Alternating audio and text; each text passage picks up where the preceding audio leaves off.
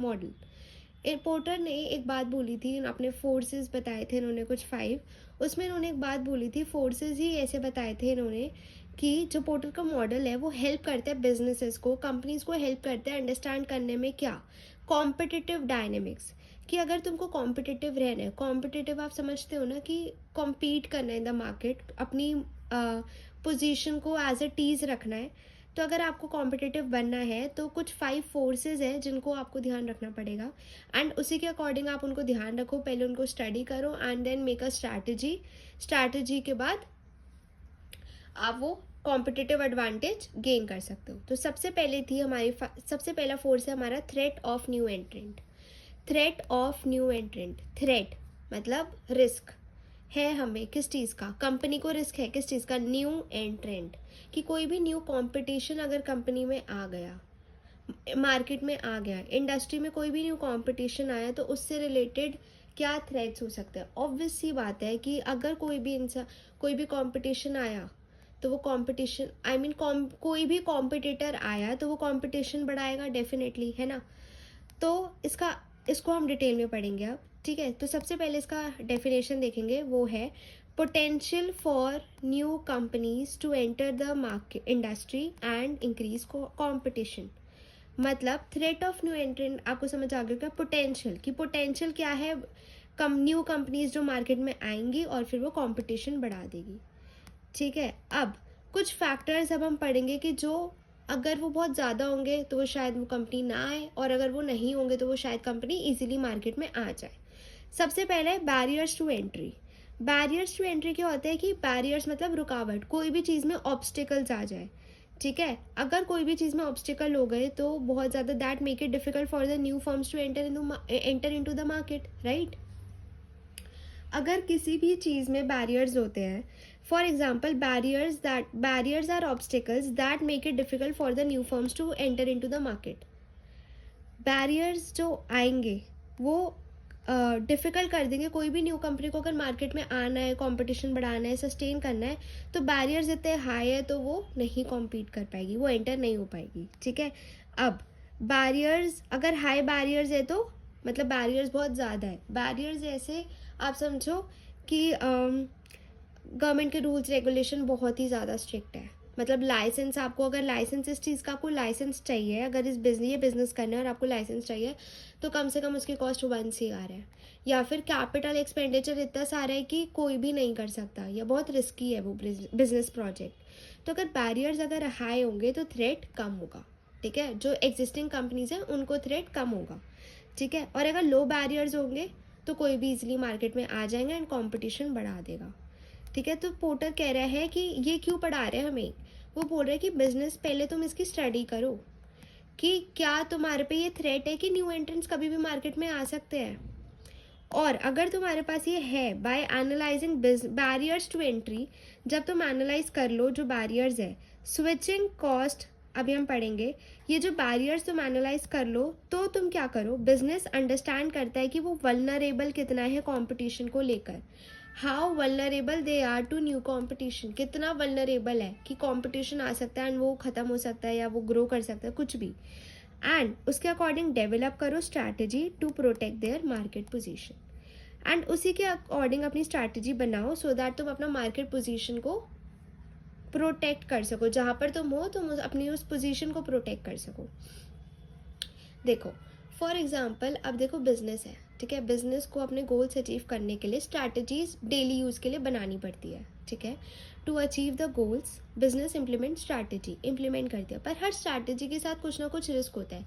Strategy वही कि plan, ये ऐसा प्लान करते हैं, जैसे आप भी अपनी पढ़ाई स्टार्ट करते हो तो आप स्ट्रैटेजी बनाते हो कि 2 दिन में मुझे इतना पोर्शन कवर करना है, 3 दिन में इतना, बट उस स्ट्रैटेजी के साथ बहुत सारे फैक्टर्स होते हैं। फॉर एग्जांपल कोई रिस्क होते हैं, ठीक है, रिस्क होते हैं जो कि बिजनेस पे इम्प्लीमेंट होते हैं, रिस्क हो गया, या फिर बहुत सारे फैक्टर्स हो गए कि जो आपकी स्ट्रैटेजी को चेंज कर सकते हैं।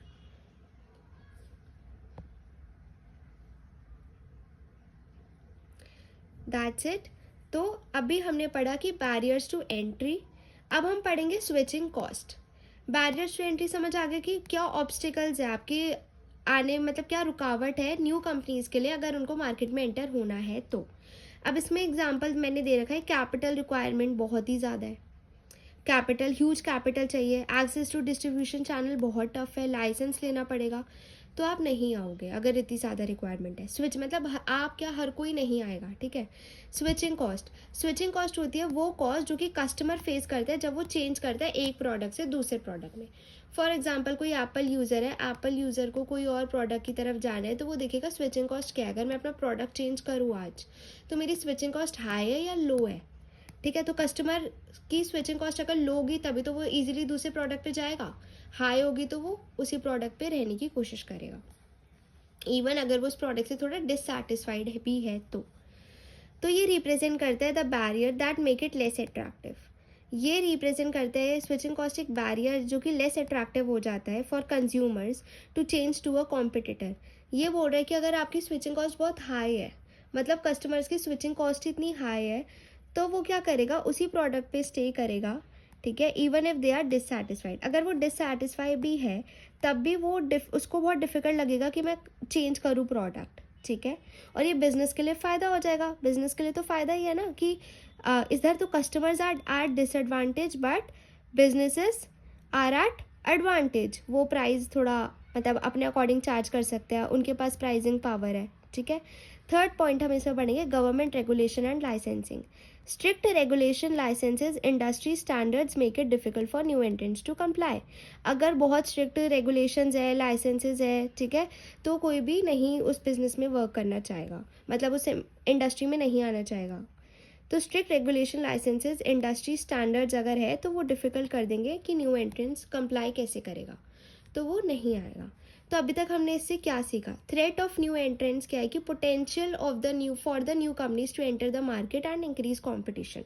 और अगर हम ये सब स्टडी कर ले तो हमारा क्रक्स ये निकलता है कि हमें फिर अपनी स्ट्रैटेजी बनानी है, हम अपना बिजनेस के बारे में सब स्टडी करेंगे और फिर देखेंगे कि हमें कैसी स्ट्रैटेजी डेवलप करनी चाहिए, कैसी स्ट्रैटेजी जिससे कि हमारा मार्केट पोजीशन मेंटेन रहे। अब हम पढ़ने वाले हैं बार्गेनिंग पावर ऑफ कस्टमर। ये सेकंड फोर्स है पोर्टर का, ठीक है। तो बार्गेनिंग पावर ऑफ कस्टमर क्या है, बार्गेनिंग पावर ऑफ कस्टमर वो एक एबिलिटी है, बार्गेनिंग करना एक स्किल होती है, एबिलिटी होती है, ठीक है। तो एक एबिलिटी है कस्टमर की कि वो इन्फ्लुएंस करता है क्या, प्राइस या क्वालिटी और टर्म्स ऑफ द प्रोडक्ट और service they purchase from company, कि उनके पास कितनी एबिलिटी है कि वो इन्फ्लुएंस कर सके तीन चीज़ें, प्राइस, क्वालिटी और टर्म्स ऑफ द प्रोडक्ट और सर्विसेज जो वो कस्टमर है तो वो परचेज ही करेगा ना, तो दे परचेज फ्रॉम कंपनी, ठीक है। तो व्हेन बायर्स हैव, अगर उनकी हाई बार्गेनिंग पावर हुई तो वो क्या कर सकता है, they can force companies to lower prices and improve quality, right. अगर अच्छी बार्गेनिंग पावर है तो क्या बोलेंगे, चलो ना पैसे कम करो और क्वालिटी बढ़ाओ, ठीक है। और अगर उनकी बार्गेनिंग पावर वीक है तो बिजनेस के पास फ्रीडम हो जाती है कि वो अपने अकॉर्डिंग सेट प्राइस करे, टर्म्स सेट करे उनको जो फेवरेबल हो, ठीक है। देन आता है, अब इसके फैक्टर्स क्या है, बार्गेनिंग पावर ऑफ कस्टमर्स अगर मतलब किससे रिलेट करती है, देखो कस्टमर्स बार्गेन कब नहीं करेंगे, कस्टमर्स बार्गेन तब नहीं करेंगे जब अवेलेबिलिटी ऑफ सब्सिट्यूट ही नहीं है। फॉर एग्जांपल अगर चाय है, ठीक है, और सब्सिट्यूट फॉर एग्जांपल की कॉफ़ी अवेलेबल ही नहीं है, तो मैं बार्गेन करूँगी, चाय ही है तो चाय पी लो, ठीक है, ऑप्शंस ही नहीं है। तो अगर अवेलेबिलिटी ऑफ सब्सिट्यूट नहीं है तो बार्गेनिंग पावर कस्टमर्स नहीं कर पाएंगे। बायर कॉन्सेंट्रेशन, कि कितने बायर्स है एज कम्पेयर टू सेलर्स, अगर बायर ज़्यादा है सेलर्स कम है तो बायर कर पाएंगे। प्राइस सेंसिटिविटी, मतलब लोगों की सोच कैसी है, क्या कस्टमर्स प्राइस सेंसिटिव है, वो प्राइस को देख रहे हैं, ठीक है।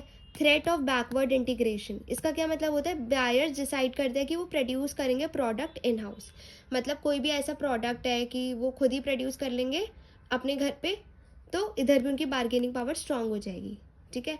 तो बिजनेस पे क्या थ्रेट्स है, तो पहले तो फोर्स था कि बार्गेनिंग पावर ऑफ कस्टमर्स, की लोगों की बार्गेनिंग पावर कैसी है, और फिर ये है कि इसके factors, availability of substitute, buyer concentration, price sensitive and threat of backward integration. अब हम पढ़ने वाले हैं बार्गेनिंग पावर ऑफ सप्लायर। जैसे कि हमने कंज्यूमर में पढ़ा कि एबिलिटी कंज्यूमर की है, तो ऐसी एबिलिटी यहाँ पे सप्लायर की है किसके ऊपर? Price, quality, terms of goods and services. उधर था दे परचेज, क्योंकि वो कस्टमर्स, इधर दे प्रोवाइड टू बिजनेस। ठीक है, अब सप्लायर की अगर बार्गेनिंग पावर ज़्यादा होगी तो अपने अकॉर्डिंग प्राइस सेट करेंगे जो उनको फेवरेबल होंगे, राइट। और इसमें फैक्टर्स क्या है कि डिफ्रेंसिएशन ऑफ सप्लायर प्रोडक्ट, कि ऐसा प्रोडक्ट जो यही सप्लायर दे सकता है। ठीक है, नंबर ऑफ सप्लायर्स, क्या सप्लायर्स कम है, ज़्यादा है, और importance of supplier to buyer, कि कितना इंपॉर्टेंट है। बेसिकली एक ही पॉइंट को घुमा फिरा के।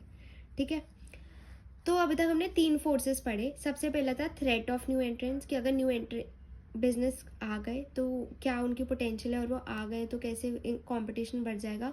कस्टमर्स की बार्गेनिंग पावर, सप्लायर की। फोर्थ है rivalry among current players. Rivalry among current players मतलब जो ऑलरेडी मार्केट में कंपटीशन चल रहा है कॉम्पिटिटर्स के बीच। तो ये होता है कि intensity of the competition with in an industry and how it affects profitability. इसका मतलब है कि इंटेंसिटी कितनी है कंपटीशन में, इंटेंसिटी ऑफ कितना कंपटीशन है, ज़्यादा है, कम है एक इंडस्ट्री में। तो इंटेंसिटी ऑफ आपस में लड़ाई हो रही है एक इंडस्ट्री में, जो कि अफेक्ट करती है क्या? Profitability. Obviously competition affects profit. ठीक है, तो अगर इंक्रीज लेवल ऑफ राइवलरी, अगर राइवलरी बहुत ज़्यादा है, कंपटीशन बहुत ज़्यादा है, तो प्राइस वॉर्स होगी। सबको अपना प्रोडक्ट सेल करना है तो प्राइस वॉर्स होगी, कोई कम रखेगा कोई ज़्यादा रखेगा। मार्केटिंग एक्सपेंसेस बढ़ेंगे, उनको मार्केटिंग अपनी स्ट्रॉन्ग करनी पड़ेगी, तो सबसे पहले प्राइस, मार्केटिंग पे खर्चा करेंगे। इनोवेशन, ऑब्वियसली अपने प्रोडक्ट में बेटर चीज़ें लाएंगे। एंड अदर कॉम्पिटिटिव टैक्टिक्स मतलब अदर टेक्निक्स यूज़ करेंगे कॉम्पिटिशन की, that can squeeze profit margin. But अगर ये सब वो चीज़ें करते हैं तो उनका ऑब्वियसली प्रॉफिट मार्जिन कम हो जाएगा ना। ठीक है, तो वो क्या क्या करेंगे? राइवलरी, अगर ज़्यादा राइवलरी है तो 3 चीज़ें होती हैं, मार्केट एक्सपेंसेस बढ़ जाते हैं, प्राइस वॉर्स होगी और इनोवेशंस होगी। बट आपको क्या लगता है इन सब चीज़ों से कस्टमर को तो अल्टीमेटली फ़ायदा ही है ना। In an industry business are competing for the same customers. एक ही इंडस्ट्री में बिजनेस हर कोई एक कस्टमर्स के पीछे लड़ाई कर रहा है, तो मार्केट शेयर एंड किन के पीछे लड़ रहा है? कस्टमर्स के पीछे लड़ रहा है, अपने मार्केट शेयर को प्रोटेक्ट कर रहा है। और रिसोर्स भी क्योंकि लिमिटेड ही है। नाउ इसके क्या फैक्टर्स होंगे? नंबर ऑफ कॉम्पिटिटर्स, पहले कॉम्पिटिशन राइवलरी, तो नंबर ऑफ कॉम्पिटिटर्स देखेंगे कितने हैं। डिफ्रेंसिएशन, क्या हमारा प्रोडक्ट डिफरेंट है? तो अगर हमारा प्रोडक्ट डिफरेंट है तो हमें इतने प्राइस चेंज नहीं करने पड़ेंगे क्योंकि आप यूनिक प्रोडक्ट ऑफर कर रहे हो। फिक्स्ड कॉस्ट, क्या fix cost and exit barrier, कि अगर हम एग्जिट होते हैं तो बहुत ही मुश्किल है एग्जिट होना। फिक्स्ड कॉस्ट कितनी है? ठीक है, देन आता है लास्ट, थ्रेट ऑफ सब्सिट्यूट्स। अगर थ्रेट ऑफ सब्सिट्यूट्स अवेलेबल है तो माय डियर कंपटीशन प्राइस में और प्रॉब्लम आएगी। बेसिकली प्राइस वो और कम रखेंगे क्योंकि बहुत सारे सब्सिट्यूट्स अवेलेबल है। एक का प्राइस ज़्यादा होगा तो कस्टमर दूसरे पे स्विच हो जाएगा। तो दिस फोर्सेस इज थ्रेटनिंग, ये थ्रेटनिंग है when buyers can easily substitute product with attractive. ये तो थ्रेट ऑफ सब्सिट्यूट क्या है कि ये एक फोर्स है जहाँ पे जो थ्रेटनिंग है, जहाँ पे बायर इजीली सब्सिट्यूट कर देता है प्रोडक्ट को कि तू अच्छा नहीं है किसी और पे जा रहा हूँ। ठीक है, तो हमारे पास जब बेसिकली बायर के पास जब ऑप्शन होता है तो वो इजीली स्विच कर लेता है और स्विचिंग कॉस्ट भी लो होती है। तो ठीक है, और वो सब्सिट्यूट कर लेता है दूसरे प्रोडक्ट पे जो कि उसको अट्रैक्टिव प्राइस पे भी मिल रहा है, क्वालिटी भी अच्छी है, स्विचिंग कॉस्ट भी लो है। तो थ्रेट ऑफ सब्सिट्यूट समझ आ गया।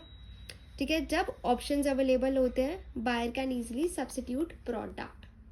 ठीक है, व्हेन सब्सिट्यूट्स आर अवेलेबल, ठीक है, सब्सिट्यूट्स अवेलेबल है, बहुत अच्छी बात है, अफोर्डेबल भी है, ठीक है, सस्ते भी है और सिमिलर और बेटर वैल्यू प्रोवाइड कर रहे हैं, तो थ्रेट हाई है। ये थ्रेट हाई है ऑब्वियसली बिजनेस के लिए।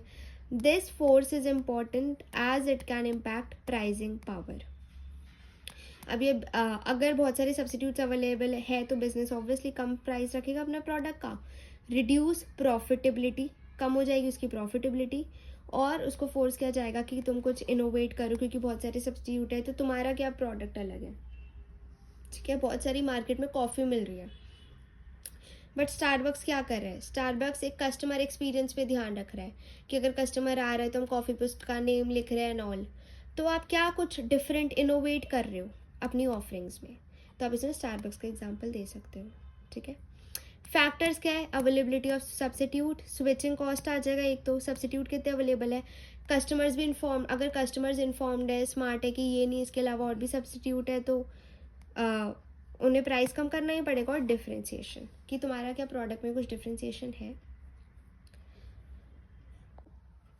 नाउ बिजनेस पॉलिसी, पॉलिसी क्या होती है, पॉलिसी हमने पढ़ा था जनरल गाइडलाइंस होती है, ठीक है, जो कि डायरेक्ट करती है, गवर्न करती है क्या, ऑपरेशन, डिसीजन मेकिंग ऑर्गेनाइजेशन में। बिजनेस बहुत सारी पॉलिसी बनाता है स्ट्रैटेजी से लिंक करके, सो दैट वो अचीव कर पाए अपने ऑर्गेनाइजेशन गोल्स को, ठीक है। तो बस स्ट्रैटेजी का ही छोटा पार्ट एक होता है बिजनेस पॉलिसी। तो गाइडलाइंस होती है जो कि फॉलो करनी पड़ती है, ठीक है, डायरेक्ट करती है, गवर्न करती है किसको, operation, decision of the organisation, ठीक है। अब पॉलिसी हेल्प करती है क्या, जो भी ऑर्गेनाइजेशन एक्शन है अलाइन विद ओवरऑल गोल्स। अभी मैंने बोला कि पॉलिसी किसको हेल्प करती है, स्ट्रैटेजी, स्ट्रैटेजी क्यों बनाई जाती है, ओवरऑल गोल्स को अचीव करने के लिए। तो ये सब आपस में इंटर रिलेटेड है, ठीक है। मिशन, विजन, वैल्यूज, इन सबको अचीव करने के लिए हम पॉलिसीज बनाते हैं। अब हम पढ़ेंगे विजन और मिशन होते क्या है। विजन क्या होता है, desired future position of company, हमें चाहिए क्या, पोजीशन क्या होनी चाहिए हमारी, ठीक है। Where do we aim to be, where हम कहाँ अपने आप को 10 सालों में, 5 सालों में देखना चाहते हैं। फोकस करते हैं ऑन द फ्यूचर, फोकस किस पे, इसका फ्यूचर पे, ठीक है, नॉट ऑन प्रेजेंट कि मैं 5 ईयर्स में अपने आप को यहाँ देखती हूँ। आपका भी विजन होगा वॉट, कि आपको CS क्लियर करना है एंड आपको CS बनना है, तो ये आपका विजन होगा, या उससे भी आगे हो सकता है, ठीक है। एंड फ्यूचर आइडेंटिटी, और ICSI का मैंने एग्जाम्पल दे दिया था, to be a global leader in promoting good corporate governance. ICSI का विजन क्या है कि हमें ग्लोबल लीडर बनना है, किस चीज़ में, प्रमोट करने में गुड कॉर्पोरेट गवर्नेंस को, ठीक है। नाउ मिशन, जैसे हमने पढ़ा मिशन, विजन क्या है, वो है फ्यूचर, ये बात करते हैं प्रेजेंट की, ठीक है। ये बोलते हैं व्हाट डू वी डू, हम क्या ऐसा करें जो हम विजन अचीव कर ले, हमें क्या डिफरेंट बनाता है, व्हाट मेक्स अस डिफरेंट, ये प्रेजेंट फोकस लिया। ये एक पाथ देता है जहाँ पे हम विजन को अचीव कर सकते हैं, ठीक है। तो मिशन की पहली डेफिनेशन है कि डिफाइन करता है कंपनी का बिजनेस, उसके ऑब्जेक्टिव्स क्या है, अप्रोच क्या है टू रीच दूस ऑब्जेक्टिव्स। तो मिशन क्या है, प्रेजेंट का बात करता है, और ये बोल रहा है कि हम अलग क्या है, हम करते क्या है, अलग क्या है हम में, और हम कैसे अपने विजन को अचीव करें, एक रास्ता है ये, ठीक है, प्रेजेंट है। इसमें आप इसके भी एग्जाम्पल में ICSI का मिशन दे सकते हो। टू प्रमोट, मुझे एग्जैक्टली याद नहीं आ रहा, बट था कि टू प्रमोट समथिंग से था, आई टेल यू, ठीक है। अब हम पढ़ने वाले स्ट्रैटेजीज। कंपनी में हम, ये टॉपिक ही है ये स्ट्रैटेजिक मैनेजमेंट, मैंने थोड़ी देर पहले भी ये चीज़ बताई थी कि बिजनेस को अचीव करने के लिए, अपने गोल्स को अचीव करने के लिए उसको स्ट्रैटेजीज बनानी पड़ती है। हर स्ट्रैटेजी से रिलेटेड एक रिस्क जुड़ा हुआ होता है उसके साथ, ठीक है। तो अब हम पढ़ने वाले हैं कि स्ट्रैटेजीज कितने टाइप की होती हैं, कौन बनाता है, और स्ट्रैटेजी से बिजनेस कैसे वर्क करता है। तो सबसे पहली स्ट्रैटेजी हमारी corporate level strategy. Corporate level मतलब कौन बना रहा है इसको, कॉर्पोरेट, ठीक है, सबसे टॉप मैनेजमेंट बना रहा होगा जब ये कॉर्पोरेट लेवल है। कॉर्पोरेट लेवल मतलब पूरे ऑर्गेनाइजेशन के लिए है, ठीक है। तो हम पहले इसको पढ़ेंगे, आप ये सब मत देखो अभी कुछ। नाउ कॉर्पोरेट लेवल स्ट्रैटेजी क्या होती है, स्ट्रैटेजी जो कि टॉप मैनेजमेंट बना रहा है, ठीक है, जो कि इफेक्ट करेगी पूरे ऑर्गेनाइजेशन को, तो वो ज़रूर पूरे ऑर्गेनाइजेशन के लिए बना रहा होगा जब भी वो उसको इफेक्ट करेगी, ठीक है। अब हमने सबसे पहले पढ़ा कि बना कौन रहा है, मेड बाय, ठीक है। अब हम पढ़ेंगे क्यों, क्या प्रॉब्लम, मतलब क्या क्यों बनानी पड़ी। तो ये डिज़ाइन इसलिए बनी है इंश्योर करने के लिए क्या, कि ऑर्गेनाइजेशन मूव करे, कि that organisation moves in a unified direction, एक सिंगल डायरेक्शन में ऑर्गेनाइजेशन चले, अचीव करने के लिए अपने क्या, मिशन और विजन को। अभी हमने पढ़ा था मिशन क्या होता है, विजन क्या होता है, विजन इज फ्यूचर, मिशन अभी हम क्या कर रहे हैं। तो कॉर्पोरेट लेवल स्ट्रैटेजी क्या है, टॉप लेवल बना रहा है जो कि अफेक्ट करती है इंटायर ऑर्गेनाइजेशन। क्यों बनी है, क्योंकि ऑर्गेनाइजेशन एक डायरेक्शन में से मूव करे और अपने विजन को अचीव कर सके। गोल क्या है उसका, कि हमें वैल्यू क्रिएट करनी है ऑर्गेनाइजेशन के लिए। तुम्हें और मतलब कि क्या गोल है कॉर्पोरेट लेवल का, क्या गोल है कि it has to create a value for the organisation through decisions. Value, आप अपनी लाइफ कैसे बनाते हो, आप अपनी लाइफ अपने डिसीजन से बनाते हो, कि आप जो डिसीजन ले हो, अभी आप CS बनोगे तो आप कैसे बनोगे, आपने जो एक टाइम पे डिसीजन लिया था कि I want to do CS, है ना। तो ऐसे ही कॉर्पोरेट लेवल स्ट्रैटेजी में गोल होता है कि हमें वैल्यू बनानी है ऑर्गेनाइजेशन के लिए, ठीक है। कैसे अपने डिसीजंस लेंगे, 2 टाइप के डिसीजंस यहाँ इंपॉर्टेंट है कि रिसोर्स को कैसे एलोकेट करें, मतलब जो हमारे बिजनेस में पैसा है, फंड्स है, ह्यूमन रिसोर्स है, ये सब जो हमारे रिसोर्सेज है उनको कैसे एलोकेट किया जाए, किसको कितना काम दे, कितने पैसे दे किस डिपार्टमेंट को, and how growth should be achieve, growth कैसे अचीव करें, ठीक है। तो 2 डिसीजन से हम कॉर्पोरेट लेवल स्ट्रैटेजी को जो इसका गोल है क्रिएट वैल्यू वो करते हैं। सबसे पहले हाउ रिसोर्सेज को एलोकेट कैसे करें एंड ग्रोथ अचीव कैसे करें। अब इसका बहुत अच्छा एग्जांपल है Apple, you all like Apple, we all like Apple, है ना। तो एप्पल हैज़, जस्ट एग्जाम्पल, हो सकता है कुछ लोग नहीं भी करते, जस्ट एन एग्जाम्पल, ठीक है। तो एप्पल ने क्या करा ऑन प्रोडक्ट डेवलपमेंट, एप्पल ने यूज़ करा क्या, product development and diversification. Product development मतलब होता है एक ही प्रोडक्ट को डेवलप कर रहे हो आप।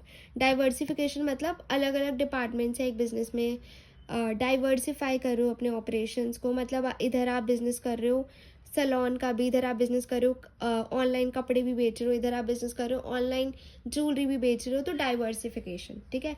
तो एप्पल ने यूज़ की प्रोडक्ट, पहले अपने प्रोडक्ट को डेवलप किया, डाइवर्सिफिकेशन स्ट्रैटेजी। इसमें इसने क्या किया, started as a computer manufacture, Apple पहले बस एक कंप्यूटर मैन्युफैक्चर करता था, ठीक है। देन धीरे धीरे उसने एक्सपैंड करा इनटू स्मार्टफोन्स बनाए जो अभी हम यूज़ करते हैं, टैबलेट्स, सर्विसेज, ठीक है, आई क्लाउड बनाया, एप्पल म्यूजिक बनाया और भी क्या क्या। तो ये डाइवर्सिफिकेशन ही तो कि अलग अलग चीज़ें बनाई।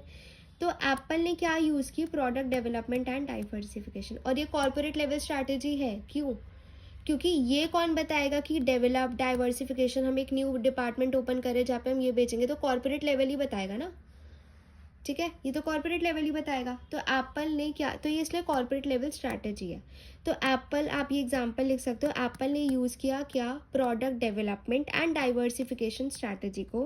एप्पल ने स्टार्ट किया था एज कंप्यूटर मैन्युफैक्चरर, कि वो एक पहले कंप्यूटर बनाता था एंड उसने अपना एक बिजनेस एक्सपैंड करा, स्मार्टफोन्स भी बनाता है, आई क्लाउड सर्विसेज भी दे रहा है, एप्पल म्यूजिक भी दे रहा है, टैबलेट्स भी बना रहे हैं, इनटू ETC, ठीक है। अब ये जो है एप्पल ने क्या करा है, ये जो कॉर्पोरेट लेवल स्ट्रैटेजी है इसके कुछ टाइप्स है, हम बस पढ़ेंगे उनको। ग्रोथ, मतलब कॉर्पोरेट लेवल स्ट्रैटेजी बना सकते हैं ना ग्रोथ के लिए, कि हमें ऐसे ऐसे ग्रोथ, एप्पल ने ये सब डाइवर्सिफिकेशन क्यों करी है, क्योंकि उसको ग्रोथ करनी है, ठीक है, एंड उसकी ग्रोथ हुई भी है। स्टेबिलिटी, कि अब हमें स्टेबल होना है, अभी हम जाए, हमें अपने मार्केट शेयर को प्रोटेक्ट करना है। रिट्रेंचमेंट मतलब कि अपने कुछ ले ऑफ्स करना, डिपार्टमेंट्स को एलिमिनेट कर दो कि इससे हमें लॉस हो रहा है तो हम इसको बंद कर रहे हैं, या फिर हमें कोर एक्टिविटीज़ पे फोकस करना है, तो दैट इज़ रिट्रेंचमेंट। अब अमेजोन का भी एक एग्जांपल है, Amazon began as a online book store. Amazon पहले सिर्फ एक ऑनलाइन बुक स्टोर था, बट यूज्ड मार्केट डेवलपमेंट और डाइवर्सिफिकेशन यूज़ करते हुए अमेजोन ने एंटर की market like video streaming, now Amazon Prime. तो अमेजोन ने भी जैसे एप्पल ने प्रोडक्ट डेवलपमेंट डाइवर्सिफिकेशन किया, ऐसे ही अमेजोन ने भी क्या करा है, product market development and market diversification, started as an book store, now expanded to video streaming, for example Amazon Prime. अब हम बात करते हैं बिजनेस लेवल स्ट्रैटेजी। तो अभी तक हमने कॉर्पोरेट लेवल का क्रक्स क्या था, कॉर्पोरेट लेवल का ये क्रक्स था कि ये corporate level top management strategy बनाएगा, पूरे ऑर्गेनाइजेशन के लिए बनाएगा। एग्जांपल थे एप्पल, अमेजोन, जिन्होंने डाइवर्सिफिकेशन की, प्रोडक्ट डेवलपमेंट में की। और कॉर्पोरेट लेवल स्ट्रैटेजी का गोल क्या होता है, टू क्रिएट वैल्यू क्रिएट करना। कैसे क्रिएट करेगा, रिसोर्स कैसे एलोकेट होने चाहिए और ग्रोथ को अचीव। अब हम स्टार्ट करने वाले हैं बिजनेस लेवल से। तो हमने पढ़ी थी कॉर्पोरेट लेवल स्ट्रैटेजी, अब हम स्टार्ट करेंगे बिजनेस लेवल। तो 3 टाइप की स्ट्रैटेजीज होती है, corporate, business, functional. Business level अब हम उसमें से हम बिजनेस पढ़ेंगे, कॉर्पोरेट हम पढ़ चुके। तो बिजनेस लेवल स्ट्रैटेजी क्यों होती है, एक एक्शन है, स्ट्रैटेजी मतलब आप एक्शन, कोई भी डिसीजन ले रहे हो, कंपनी लेती है, क्यों, compete effectively in the market. इसका कीवर्ड ही यही है, इफेक्टिव, कॉम्पीट, बिजनेस लेवल का कीवर्ड इज कम्पीट करना है, उसको कम्पीट करना है, कंपटीशन से लड़ाई करनी है। तो बिजनेस लेवल स्ट्रैटेजी हम बनाते हैं इसलिए डिसीजन जो कि कंपनी लेती है जिससे कि वो कम्पीट कर सके। अब कम्पीट करने के लिए उसको फोकस करना पड़ेगा how company can achieve a competitive advantage. Company कैसे अचीव कर सकती है कॉम्पिटिटिव एडवांटेज, उसको फोकस करना पड़ेगा। ठीक है, मतलब कम्पीट तो करे बट एडवांटेज के साथ। ठीक है, हाउ विल वी कम्पीट, तो इसमें यह आंसर होता है कि कैसे how we will compete. A well defined business level strategy helps a company identify unique position in the market place, differentiate itself from competitors.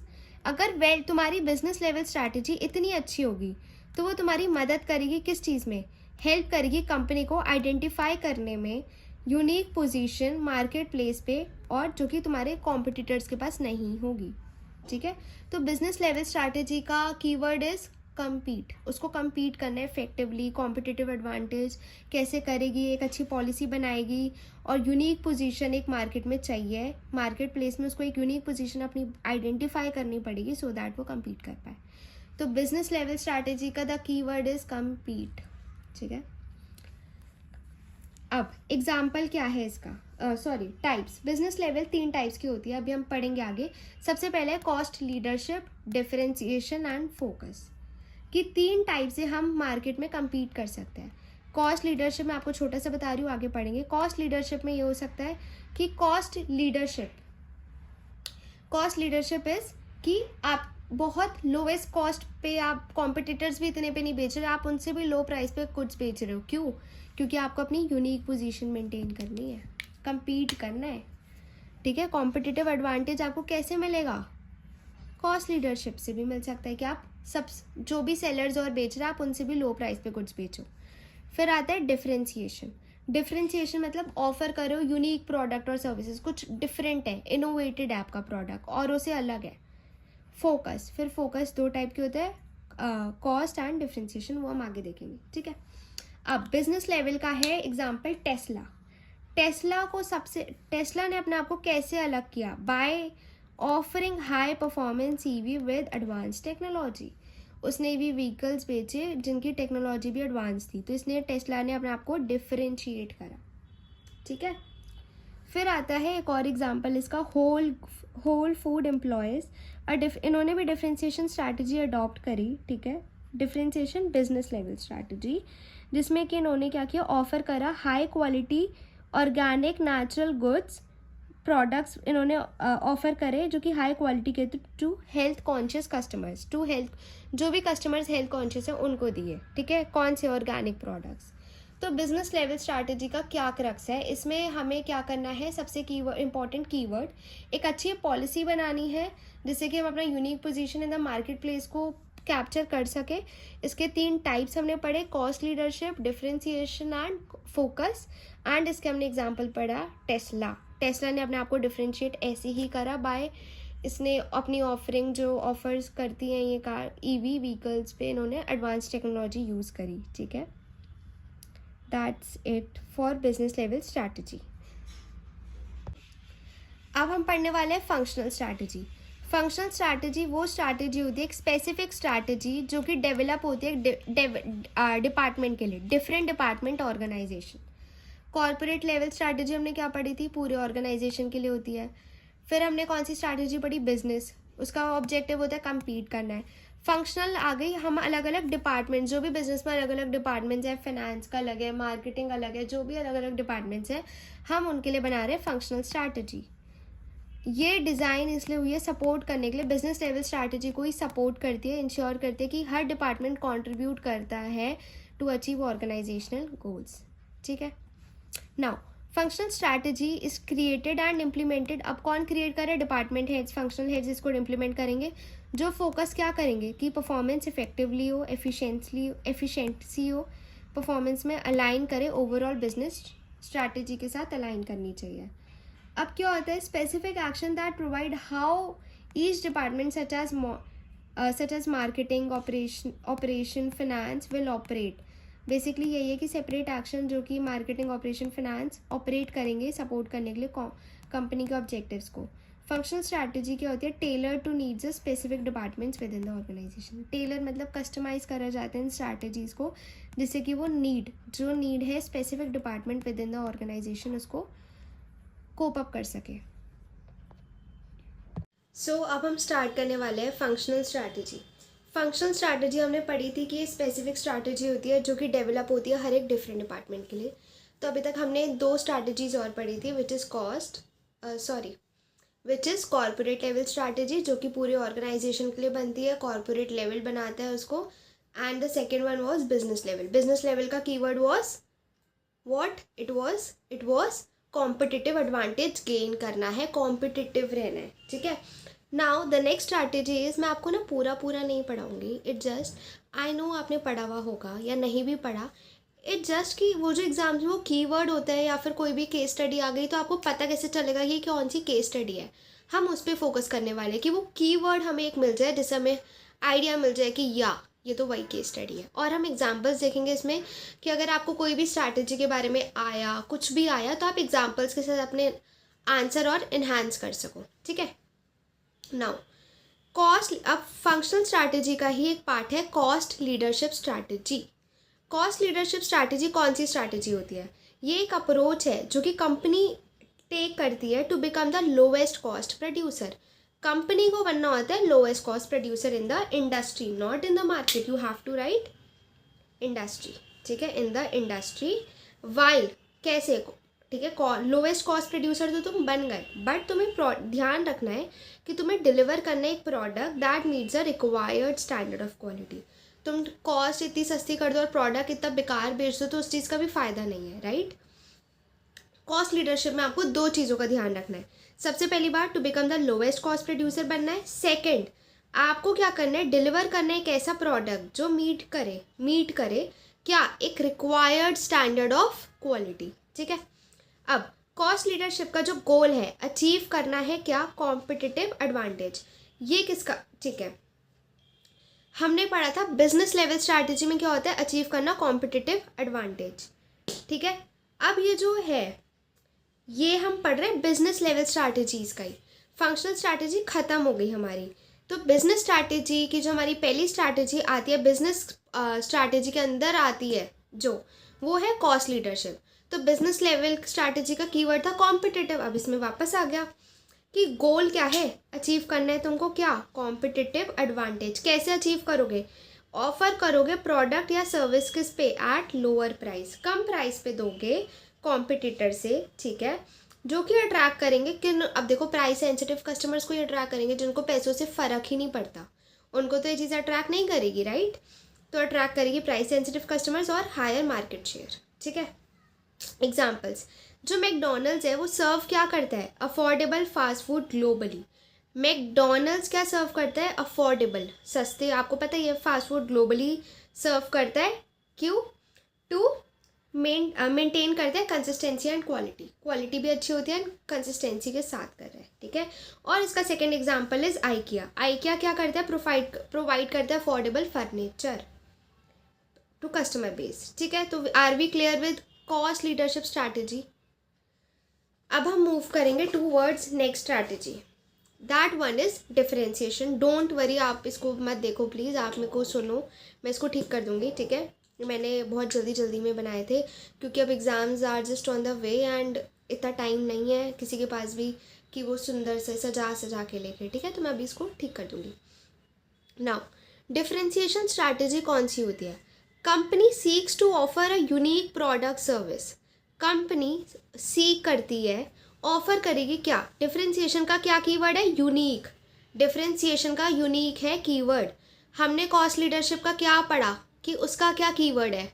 To be the lowest cost producer, and एक और point क्या था? Delivering a required standard of quality. इसमें है कि company unique product क्या कर रही है? दे रही है, ऑफर कर रही है यूनिक प्रोडक्ट कस्टमर्स को। गोल क्या है? कॉम्पिटिटिव एडवांटेज कैसे गेन करेंगे? Product services stand out in the market. उसमें था कि required standard of quality meet करो, इसमें है कि हमें मार्केट से अलग दिखना है, ठीक है। बाय मेकिंग, जो कंपनी का प्रोडक्ट है stand out in the market, allowing it to command premium prices. समझ गए? ये तीनों वर्ड्स आपके आंसर में इनकॉर्पोरेट हो जाए तो you will gate fetch good marks. ठीक है, वापस डिफरेंशिएशन स्ट्रैटेजी क्या करती है? 3 काम। पहला, सीक करती है, ऑफर करती है क्या? Unique product. सेकंड, गेन करती है कॉम्पिटिटिव एडवांटेज। कैसे? By making the company product stand out of the market, stand out in the market, stand out of तो ऑफ हो जाएगा, in, stand out in the market. कैसे?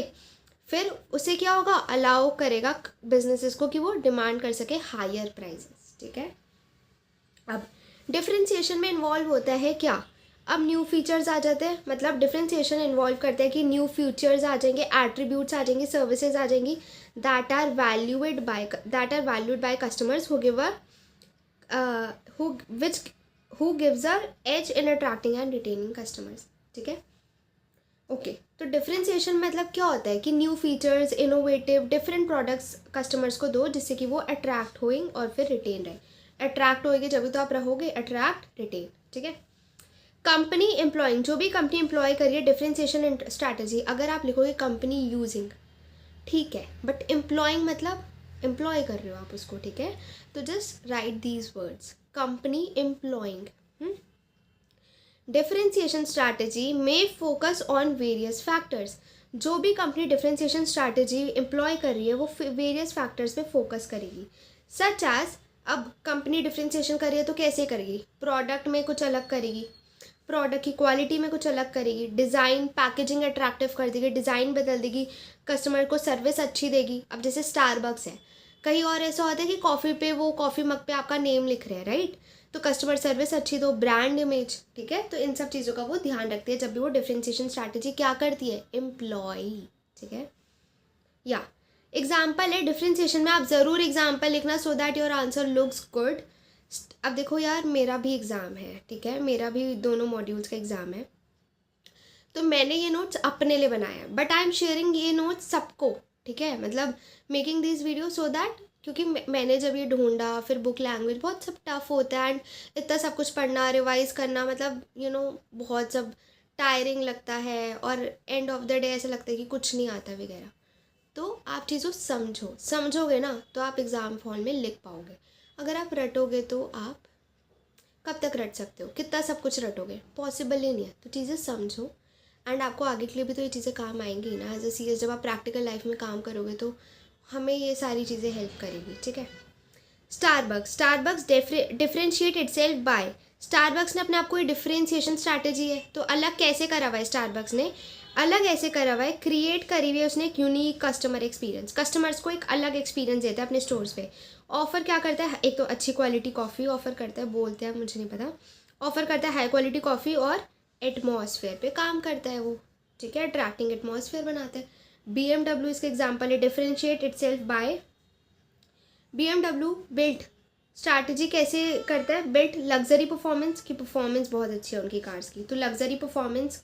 ठीक है, engineering excellence, मतलब जिस उनकी इंजीनियर जो बनाते हैं वो बहुत एक्सीलेंस है, तो लग्जरी, देखो BMW लग्जरी में आता है तो luxury performance.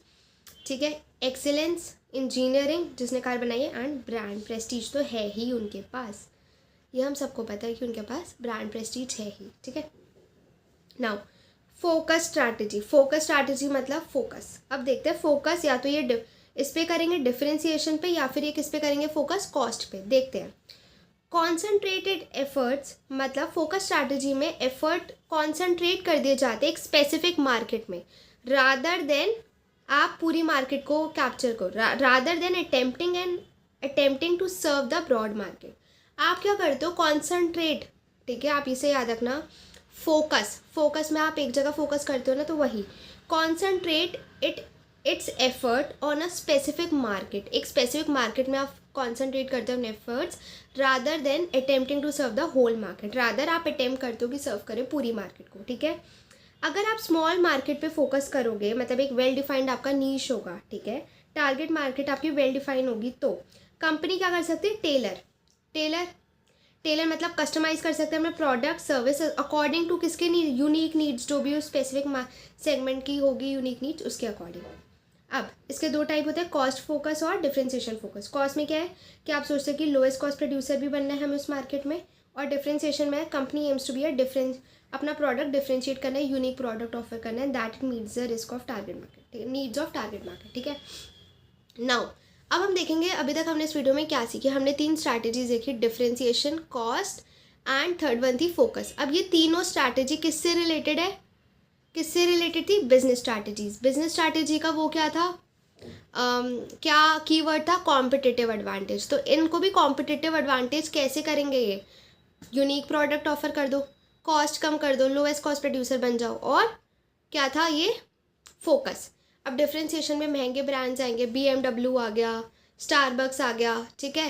And cost leadership में कौन से आएंगे, मैकडोनल्ड्स और आई के हमने एग्जाम्पल पढ़ा। एंड फोकस में ये 2 हमारे पास है, ठीक है। प्लान्स, एक्शंस जो कि कंपनी लेती है टू मैनेज, फिनेंशियल है तो फिनेंस को मैनेज करने के लिए, फिनेंशियल है तो फिनेंस को मैनेज करने के लिए लेती है, जिससे कि वो अचीव कर सके अपने बिजनेस गोल्स, ठीक है। मैनेजेस क्या, 3 टाइप होते हैं, फिनेंशियल रिसोर्सेज और कैपिटल स्ट्रक्चर। तो यहाँ पे मैनेज वो क्या 2 करती है, फिनेंशियल रिसोर्सेज को और अपने कैपिटल को, ठीक है। Capital is basically made up of financial only, right. तो फिनेंशियल स्ट्रैटेजी में हम 3 डिसीजन कंपनी लेती है, investment, finance and dividend. Investment decision क्या लेगी, ठीक है, कि हमें कौन से एसेट में इन्वेस्ट करना है, सबसे पहले अच्छे से ड्यू डिलिजेंस करेगी कि हमें इस एसेट में इन्वेस्ट करना भी चाहिए या नहीं। इन्वेस्टमेंट डिसीजन में क्या होता है कि कंपनी केयरफुली सेलेक्ट करती है क्या, वायबल एंड प्रॉफिटेबल इन्वेस्टमेंट, ठीक है। केयरफुली सेलेक्ट करती है क्या, जो कि प्रॉफिटेबल रहेगी, अच्छा रिटर्न मिलेगा और वायबल रहेगी, और क्या करेगी, लिस्ट डाउन करेगी सारे ऑल्टरनेटिव्स को एंड देन एलोकेट करेगी अपने वहाँ पे, इन्वेस्टमेंट डिसीजन लेगी। तो इन्वेस्टमेंट में बेसिकली कंपनी सोचे कहाँ, वेयर टू इन्वेस्ट, बाय कैसे करेगी, सेलेक्ट करेगी viable and profitable options, list down all the alternatives. Second आता है हमारा फिनेंस, कि कंपनी को देखना है कि अब ठीक है मैं इन्वेस्ट करूँ तो पैसा चाहिए उसको इन्वेस्ट करने के लिए, तो how company raises fund for its operation या इन्वेस्टमेंट। अब जो भी कंपनी इन्वेस्ट कर रही है तो उसको उसके लिए क्या चाहिए, पैसा, ठीक है। तो कंपनी कैसे करे, या तो रेज करेगी फंड। अब इसमें क्या देखेगी कंपनी, डिसीजन लेगी कि कितना डेट होना चाहिए, कितना इक्विटी, कितना खुद का फंड लगाए, कितना बोरो करे टू फाइनेंस द बिजनेस। अब इसके कंपोनेंट क्या हो गए, इक्विटी, लेवरेज, लेवरेज बोरो हो गया, ठीक है।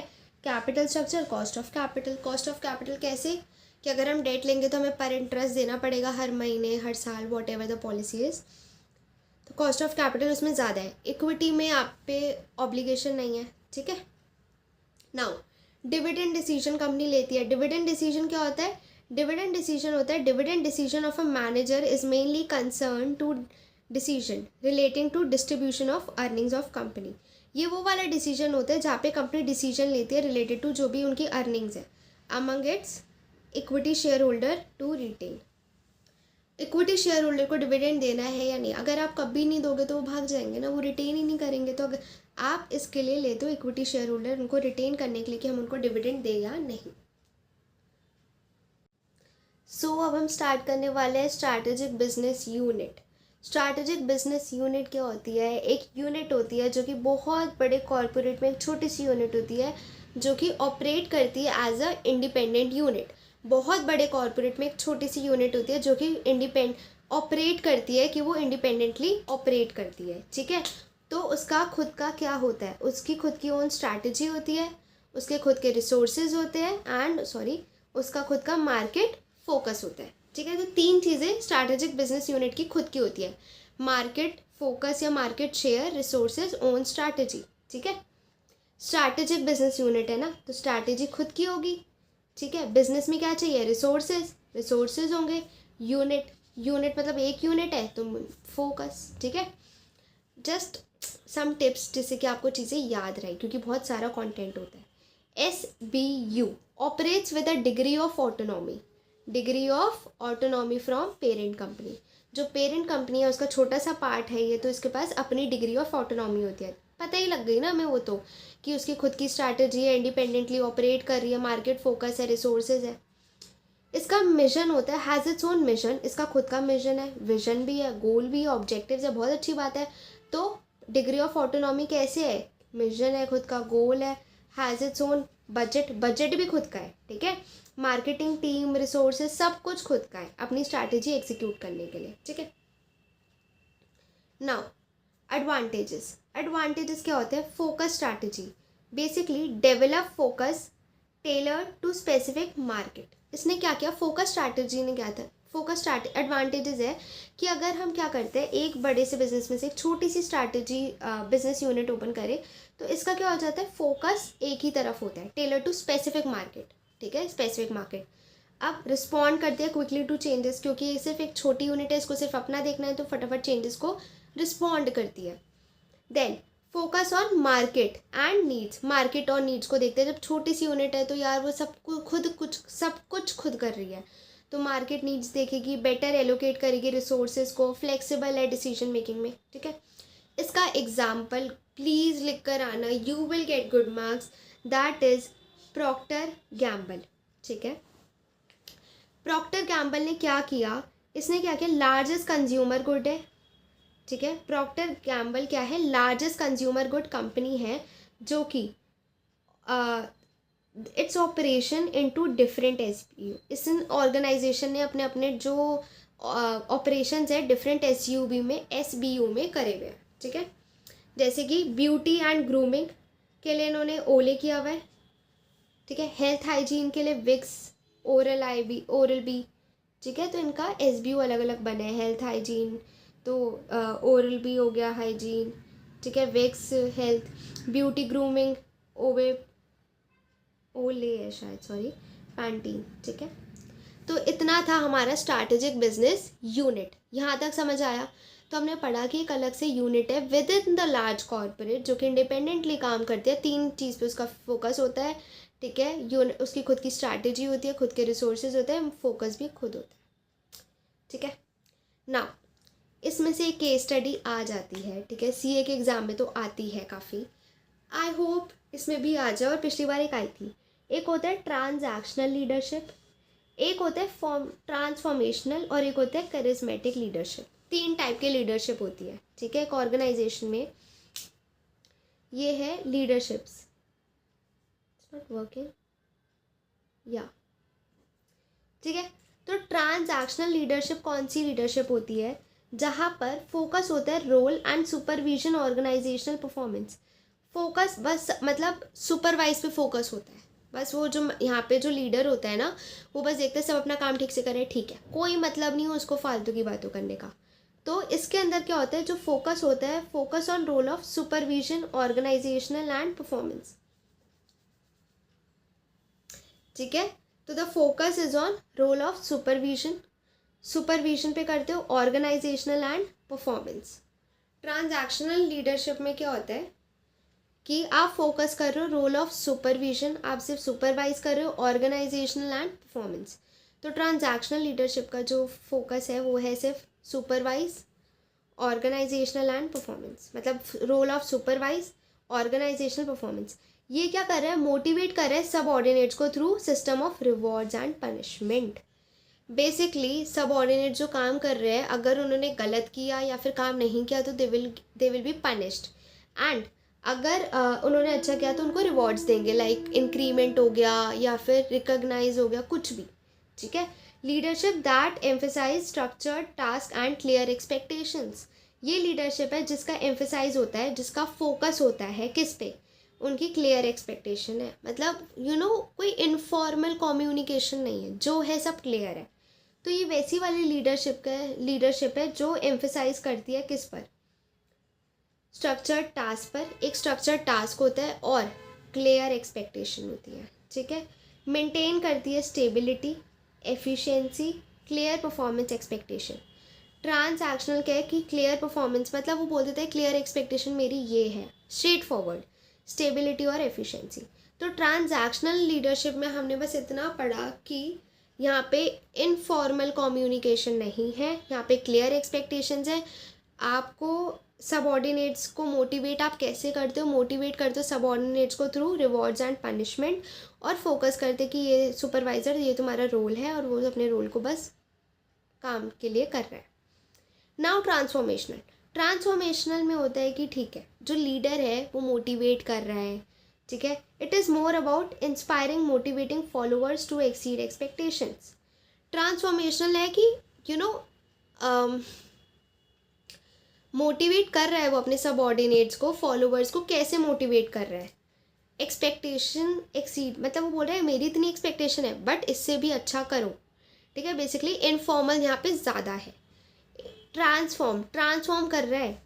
उसका होता है कि ट्रांसफॉर्म करना है हमें क्या, फॉलोवर के एटीट्यूड को, बिहेवियर को. ठीक है. Inspiring them to achieve greater height. Basically उनको अचीव करना है, इतना तुमने काम कर लिया और अच्छा करो और आगे बढ़ो. ठीक है. उनसे informal communication aim to transfer करता है, फॉलोवर का एटीट्यूड थोड़ा चेंज करता है, मोटिवेट करता है उनको, इंस्पायर करना किसी को. ठीक है. ये अप्रोप्रिएट है टर्बुलेंट इन्वायरमेंट जहाँ सब कुछ ठीक नहीं है. कुछ ऐसे इन्वायरमेंट जहाँ बहुत एक्सट्रीम कॉम्प्लेक्स टर्बुलेंट है. ठीक है. वेरी स्टार्ट ऑफ ऑर्गेनाइजेशन, या तो ऑर्गेनाइजेशन अब स्टार्ट हुआ है, जस्ट ऑर्गेनाइजेशन स्टार्ट हुआ है. ठीक है. तो या फिर end of life cycle, पूरली performing, और जो कि ऑर्गेनाइजेशन पुअर परफॉर्म कर रहे हैं, अच्छा नहीं कर रहे. तो अगर ट्रांजैक्शनल लीडरशिप होगा, जो ऑर्गेनाइजेशन अच्छा काम नहीं कर रहे, पुअरली परफॉर्म कर रहे हैं, तो वो तो बोलेगा बस इतना करो, मतलब खुशियाँ ही नहीं होगी ना. एक होगा ट्रांसफॉर्मेशनल जो बोलेगा इंस्पायर, इतना हमें आगे और बढ़ना है, ग्रो करो, मतलब अच्छी अच्छी बातें करके उनको इन्फ्लुएंस करता है वो. करिज्मेटिक लीडरशिप, ये कौन सा होता है, ये अपने चार्म, पर्सनल चार्म से क्या करता है, इसकी कुछ चार्म, कुछ होता है ना पर्सन चार्मिंग पर्सनालिटी की, हंसाता है. ठीक है. मोटिवेट. तो मैग्नेटिज्म है.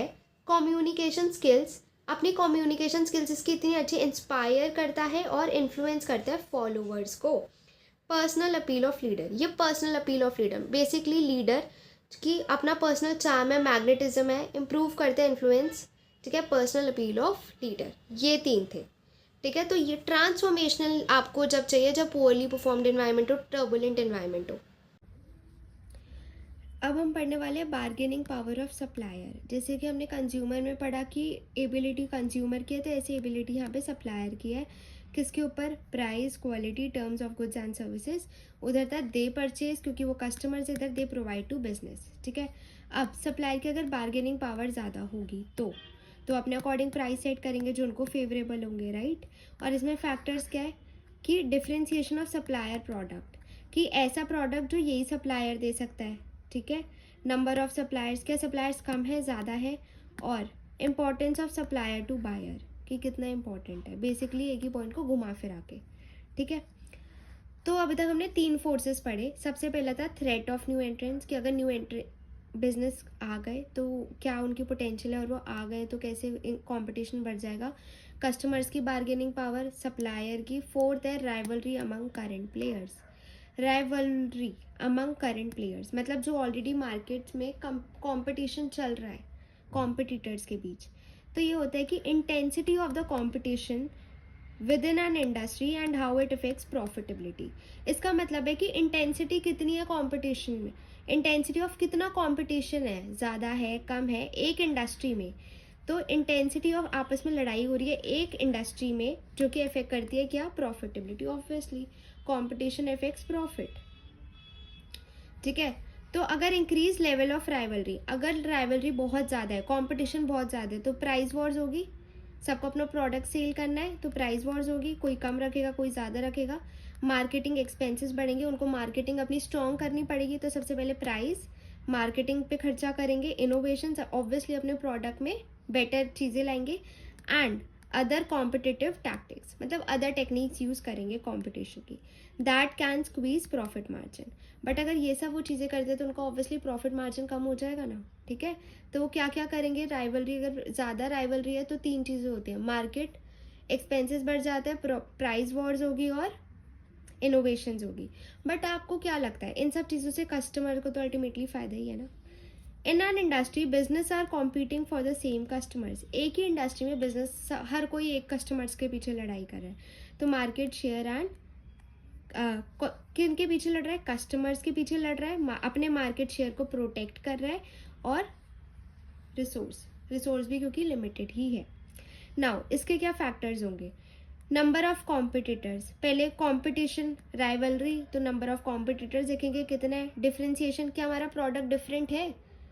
तो अगर हमारा प्रोडक्ट डिफरेंट है तो हमें इतने प्राइस चेंज नहीं करने पड़ेंगे क्योंकि आप यूनिक प्रोडक्ट ऑफर कर रहे हो। फिक्स्ड कॉस्ट, क्या fix cost and exit barrier, कि अगर हम एग्जिट होते हैं तो बहुत ही मुश्किल है एग्जिट होना। फिक्स्ड कॉस्ट कितनी है, ठीक है। देन आता है लास्ट, थ्रेट ऑफ सब्सिट्यूट्स। अगर थ्रेट ऑफ सब्सिट्यूट्स अवेलेबल है तो माय डियर कंपटीशन प्राइस में और प्रॉब्लम आएगी। बेसिकली प्राइस वो और कम रखेंगे क्योंकि बहुत सारे सब्सिट्यूट्स अवेलेबल है। एक का प्राइस ज़्यादा होगा तो कस्टमर दूसरे पे स्विच हो जाएगा। तो दिस फोर्सेस इज थ्रेटनिंग, ये थ्रेटनिंग है when buyers can easily substitute product with attractive ये। तो थ्रेट ऑफ सब्सिट्यूट क्या है कि ये एक फोर्स है जहाँ पे जो थ्रेटनिंग है, जहाँ पे बायर इजीली सब्सिट्यूट कर देता है प्रोडक्ट को कि तू अच्छा नहीं है किसी और पे जा रहा हूँ, ठीक है। तो हमारे पास जब बेसिकली बायर के पास जब ऑप्शन होता है तो वो इजीली स्विच कर लेता है और स्विचिंग कॉस्ट भी लो होती है, तो ठीक है। और वो सब्सिट्यूट कर लेता है दूसरे प्रोडक्ट पे जो कि उसको अट्रैक्टिव प्राइस पे भी मिल रहा है, क्वालिटी भी अच्छी है, स्विचिंग कॉस्ट भी लो है। तो थ्रेट ऑफ सब्सिट्यूट समझ आ गया, ठीक है। जब ऑप्शंस अवेलेबल होते हैं buyer can easily substitute product, ठीक है। व्हेन सब्सिट्यूट्स आर अवेलेबल, ठीक है, सब्सिट्यूट्स अवेलेबल है, बहुत अच्छी बात है, अफोर्डेबल भी है, ठीक है, सस्ते भी है और सिमिलर और बेटर वैल्यू प्रोवाइड कर रहे हैं, तो थ्रेट हाई है। ये थ्रेट हाई है ऑब्वियसली बिजनेस के लिए। This force is important as it can impact pricing power.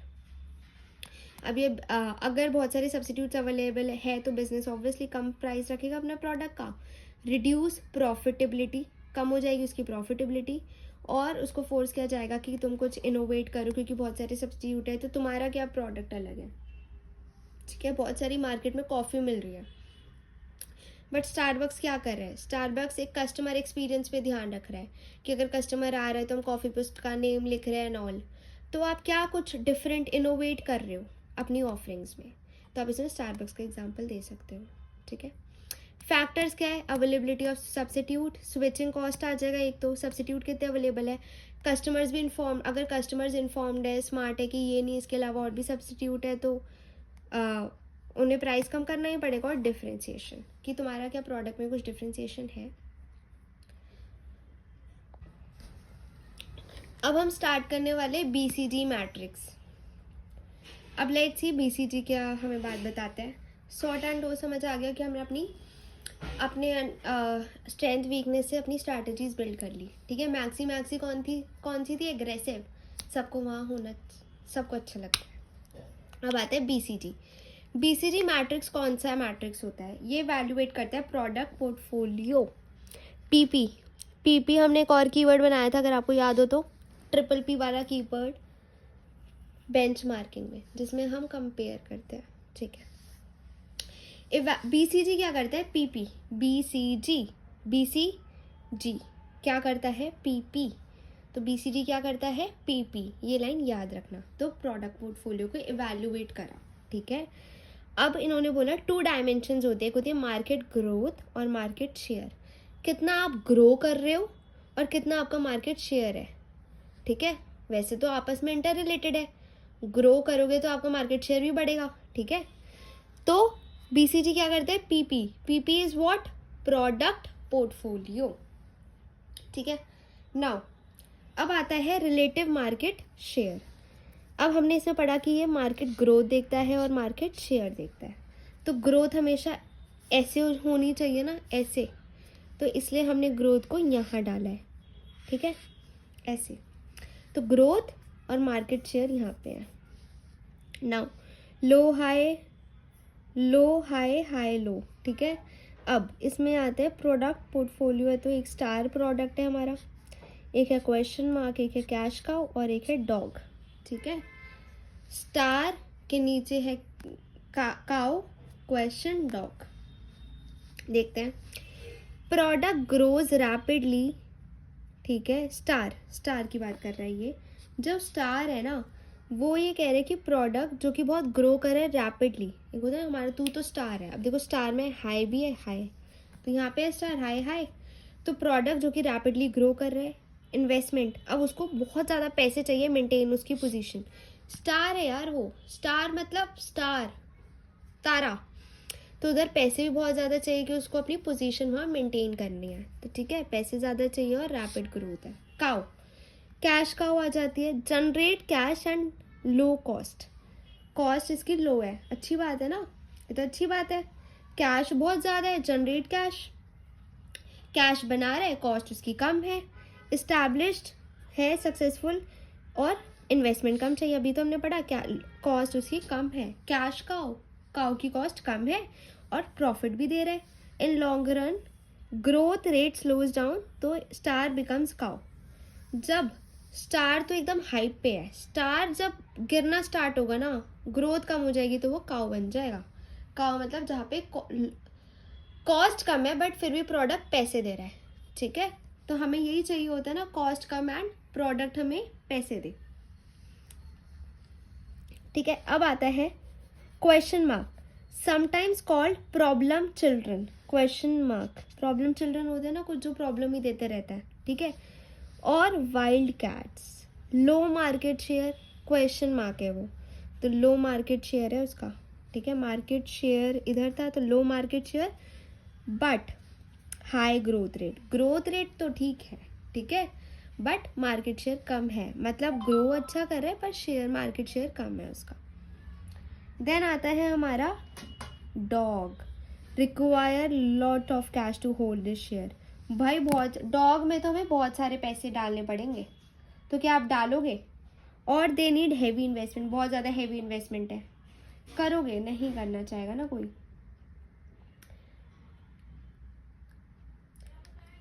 ठीक है।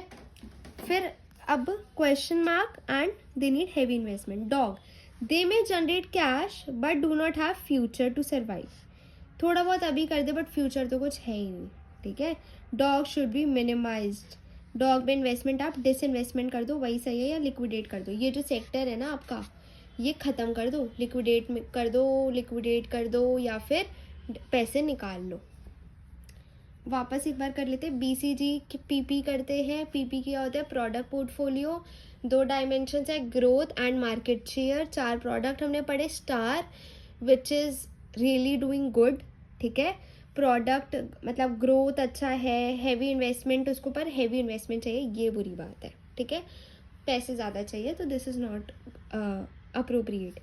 कैश काउ में प्रॉफिट दे रहा है but low investment, this is very nice, ठीक है, लॉन्ग रन में स्टार काउ बन जाता है। फिर आता है हमारा क्वेश्चन मार्क, क्वेश्चन मार्क क्या होता है, sometimes called problem children, but वैसे ठीक है, मार्केट शेयर कम है बट ग्रो अच्छा कर रहे हैं, ठीक है। क्वेश्चन मार्क होते हैं ना कि कुछ मतलब घर में सोचते हैं पेरेंट्स की इसका तो हमें पता नहीं, कुछ नहीं कह सकते, ठीक है, ऐसी वाली फीलिंग होती है, कुछ नहीं कह सकते, तो क्वेश्चन मार्क ही है। तो क्या है कि मार्केट शेयर आप विश्वास कम है, मार्केट शेयर आप विश्वास समझ लो, पर ग्रो कर रहा है वो लड़का या लड़की, तो अच्छी बात है। डॉग में तो आप ऐसे बाहर ही निकाल लो, बिकॉज इनको एक तो इन पे इतना खर्चा भी करो फिर भी ये जनरेट नहीं कर रहे कैश, और अभी इतना कम कर रहे तो फ्यूचर में तो करेंगे ही नहीं, ठीक है। तो ये था हमारा BCG क्या करते हैं, PP क्या होता है, प्रोडक्ट पोर्टफोलियो, तो हमारा ये प्रोडक्ट पोर्टफोलियो था, ग्रोथ यहाँ आएगी, मार्केट शेयर यहाँ आएगा, ठीक है। अब हम पढ़ेंगे ends of matrix, ends of matrix ने क्या बात करी वो देखते हैं। एंड्स ऑफ मैट्रिक्स ने बोला प्रोडक्ट मार्केट, ग्रोथ मार्केट, ठीक है, इन्होंने बोला कि 2 मार्केट होती है, एक प्रोडक्ट और एक ग्रोथ, मतलब बेसिकली इन्होंने बात करी, आप इसको समझो, प्रोडक्ट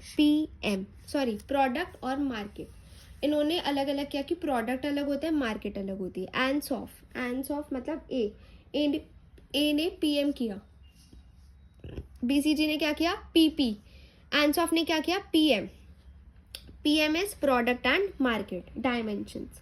अब इसमें बहुत इजी है, इसमें ये है कि पेनिट्रेट करना मतलब आप और मार्केट में जा रहे हो, ठीक है। न्यू प्रोडक्ट मतलब प्रोडक्ट को डेवलप कर दो, या डेवलप कर दो मार्केट को, या डाइवर्सिफिकेशन, ये चारों टर्म्स पढ़ते हैं।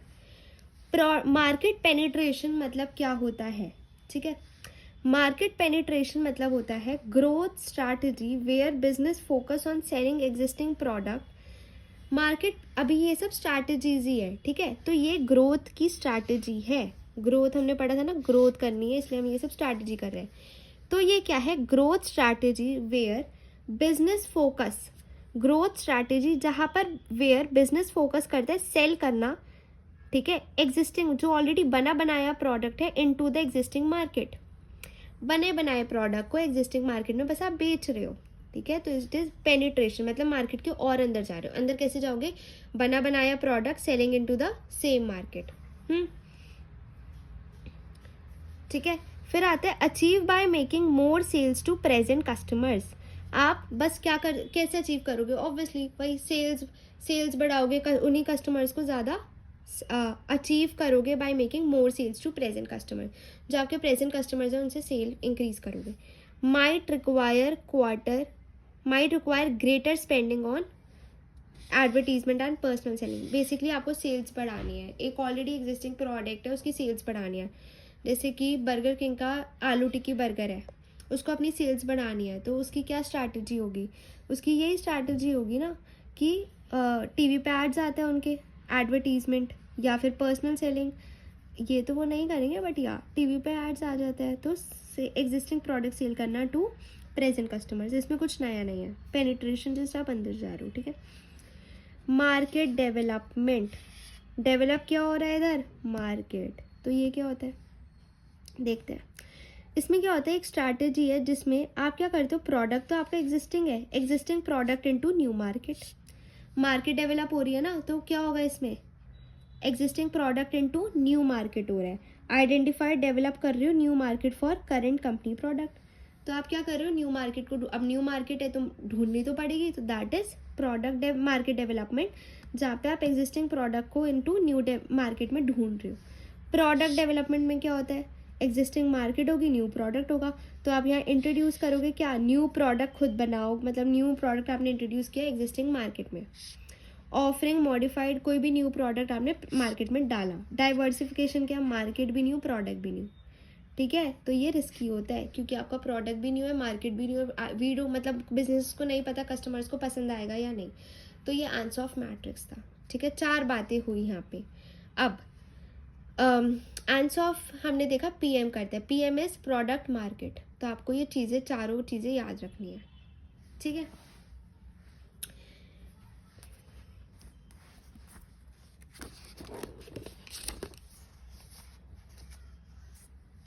नाउ ये कुछ छोटे मोटे पॉइंट्स हैं, हम इसको कवर कर लेंगे तो या will be all set for strategic management. ठीक है, अब देखते हैं, अब हमारा एक छोटा सा टॉपिक मिस हो गया, that is life cycle of a product.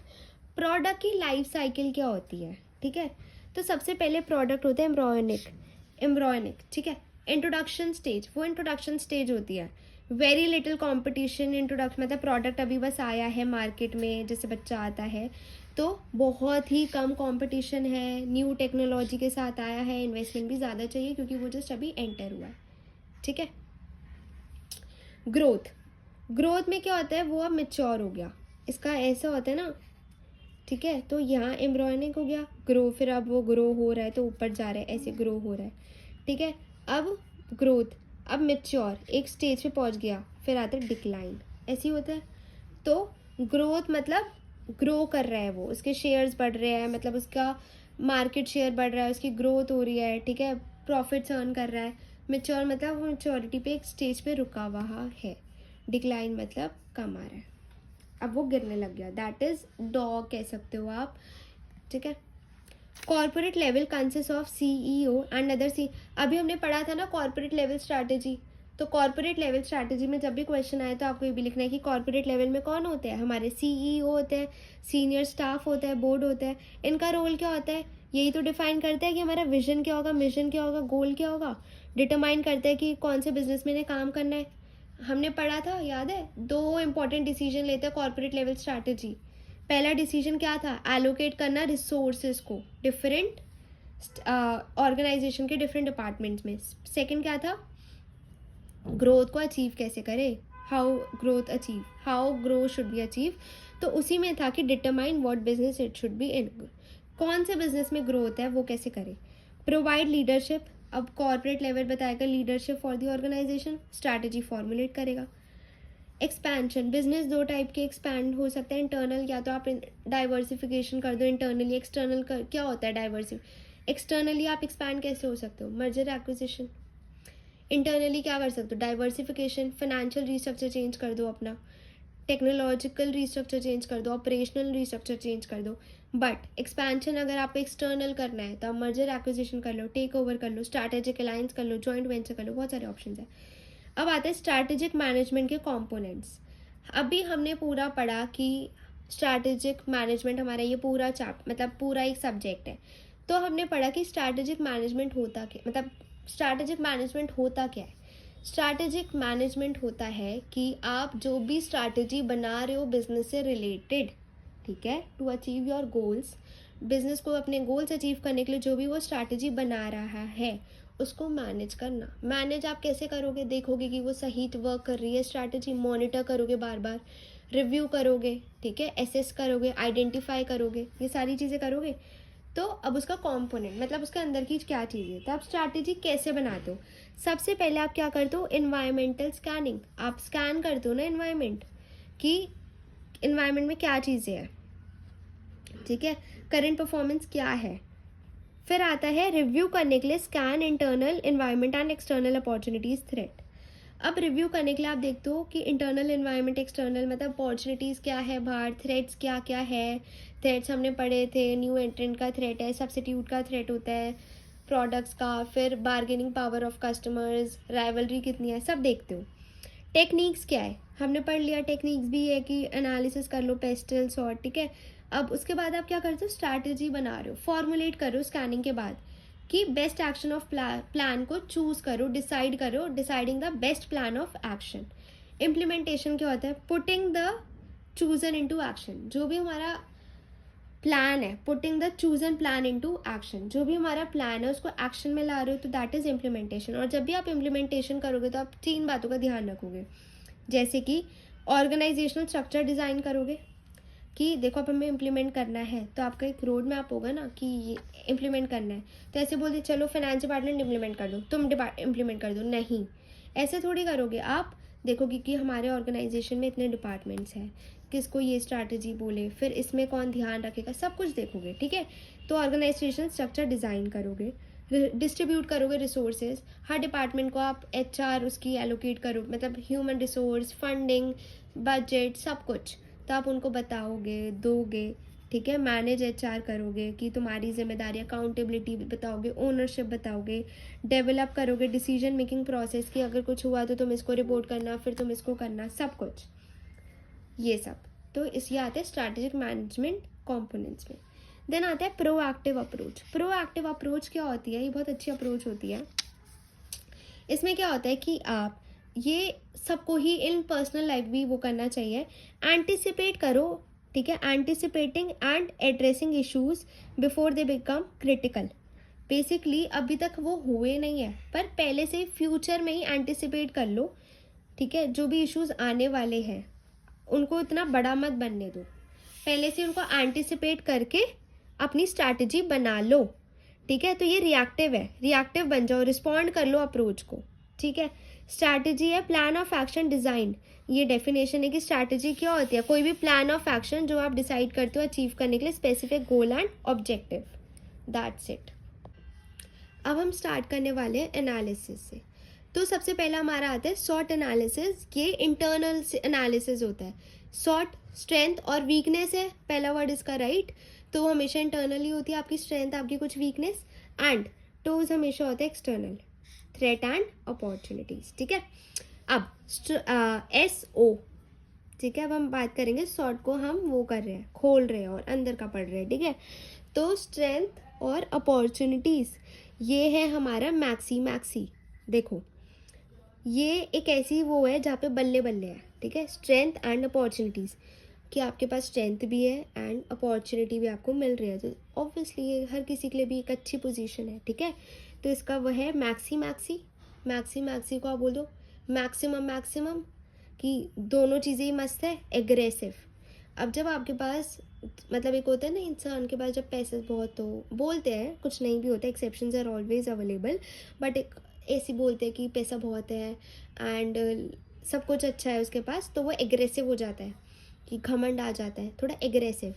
तो ये वही स्ट्रैटेजी, आप इसको ऐसे याद कर सकते हो बस, ठीक है। तो आप एग्रेसिव, तो जब भी स्ट्रेंथ एंड अपॉर्चुनिटी होती है कि जिसमें आप अपनी स्ट्रैटेजी बनाते हो, स्ट्रैटेजी बनती है जो कि यूज़ करती है स्ट्रेंथ को यूज़ करते हुए आप अपनी अपॉर्चुनिटीज़ खुद बना रहे हो या मैक्सिमाइज कर रहे हो, अपनी स्ट्रेंथ से आप अपनी और अपॉर्चुनिटीज़ मैक्सिमाइज कर रहे हो। उस पोजीशन में जब फर्म होती है तो उसको that position that any firm would like to achieve, ये वह पोजीशन है जो हर कोई अचीव करना चाहता है, ठीक है, पोजीशन है ये। तो एस ओ एक पोजीशन है मैक्सी मैक्सी, जहाँ पर आपकी स्ट्रेंथ बहुत ज़्यादा हो, यूज़ करते हो आप, बेसिकली यूज़ कर रहे हो स्ट्रेंथ को, अपॉर्चुनिटीज़ बढ़ा रहे हो, तो मैक्सी मैक्सी एग्रेसिव, ठीक है। अब आता है हमारा एस टी, स्ट्रेंथ और थ्रेट। स्ट्रेंथ को यूज़ करो, थ्रेट हमेशा कम ही यूज़ करोगे। तो strategies that use strength minimise करने के लिए थ्रेट, तो ये स्ट्रैटेजी जो कि मैक्स अपॉर्चुनिटीज़ है तो आप बढ़ा दोगे, थ्रेट है तो कम कर दोगे स्ट्रेंथ से, तो उसको बोलते हैं कंजर्वेटिव।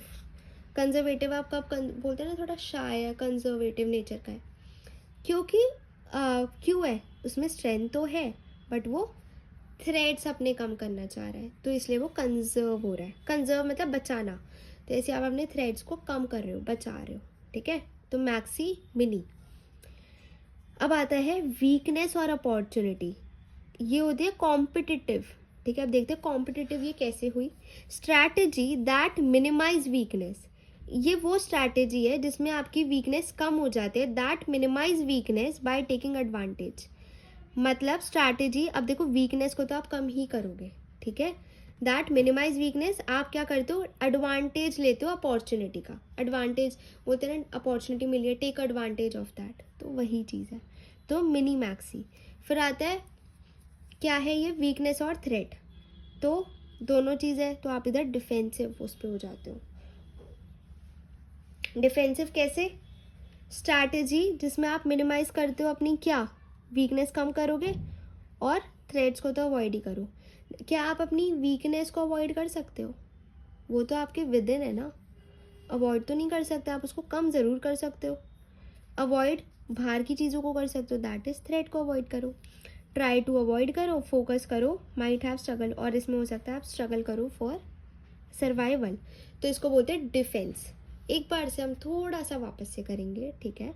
स्ट्रेंथ और अपॉर्चुनिटी, तो ये वो स्ट्रैटेजी है जिसमें आप अपनी यूज़ करते हो स्ट्रेंथ को, अपॉर्चुनिटीज़ को मैक्सिमाइज करेगा इंसान, एग्रेसिव हो जाएगा, मैक्सी मैक्सी हर कोई यही होना चाहेगा।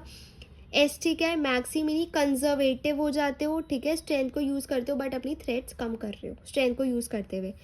वीकनेस और अपॉर्चुनिटी क्या है कि ये स्ट्रैटेजी में ये कॉम्पिटिटिव, कॉम्पिटिटिव हो आप, क्यों, क्योंकि अपॉर्चुनिटीज़ तो है ना आपके पास। वीकनेस को आप क्या कर रहे हो, कम कर रहे हो, मिनिमाइज करो, वीकनेस कम ही होगी बाय, कैसे करो, एडवांटेज की अपॉर्चुनिटी उठा रहे हो, अपॉर्चुनिटी का एडवांटेज उठा रहे हो, सॉरी, और वीकनेस कम कर रहे हो, ठीक है। तो एग्रेसिव आपको पता लग गई, कॉम्पिटिटिव आप WO में हो गए, WO कॉम्पिटिटिव, एंड WT क्या है, मिनी मिनी, मिनी मिनी मतलब छोटे हो, डिफेंसिव करो यार आप, इसमें आप क्या करो, मिनिमाइज, वीकनेस मिनिमाइज कर रहे हो, अवॉइड कर रहे हो थ्रेट को। तो ये सब स्ट्रैटेजी हमारा क्या है, स्ट्रैटेजिक मैनेजमेंट सब्जेक्ट है ना हमारा, तो ये हमारी क्या है, स्ट्रैटेजीज, कि आप अपनी मतलब जो भी आपकी ये एनालिसिस आपने करा है टॉस या फिर सॉर्ट, तो आप इनको स्ट्रैटेजी मतलब कैसे यूज़ कर सकते हो आप इसको, जो भी आपने एनालिसिस करा है, ठीक है।